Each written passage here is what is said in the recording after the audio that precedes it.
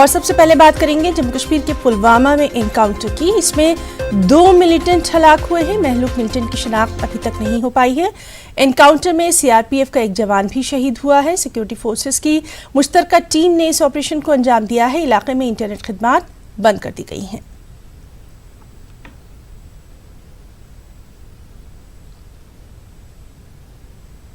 پلوامہ کا رخ کریں گے. ہمارے ساتھی بلال خان موجود ہیں. بلال، آپ سے تفصیلات چاہیں گے اس انکاؤنٹر کے تعلق سے.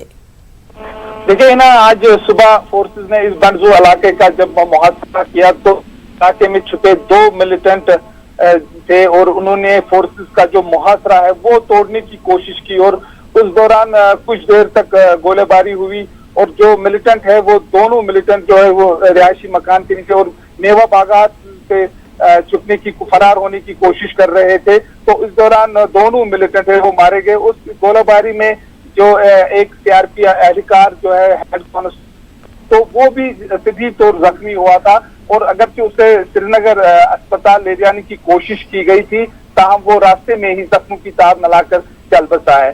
اس کے بعد علاقے میں انٹرنیٹ خدمات جو ہے وہ معطل کر دی گئی ہے. اب جو لاشیں ہیں دونوں ملیٹنٹوں کی ہے وہ پولیس لائن پلوامہ میں لائی گئی ہے. ان کی شناخت کی جا رہی ہے.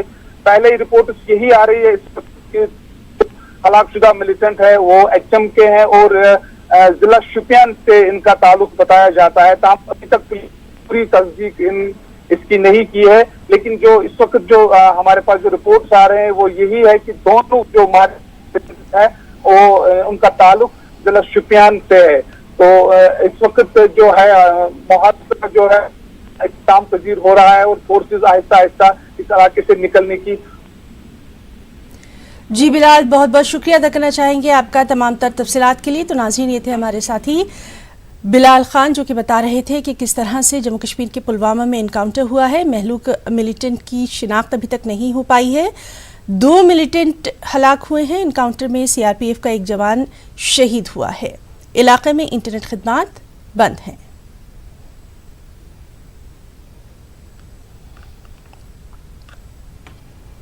سعودی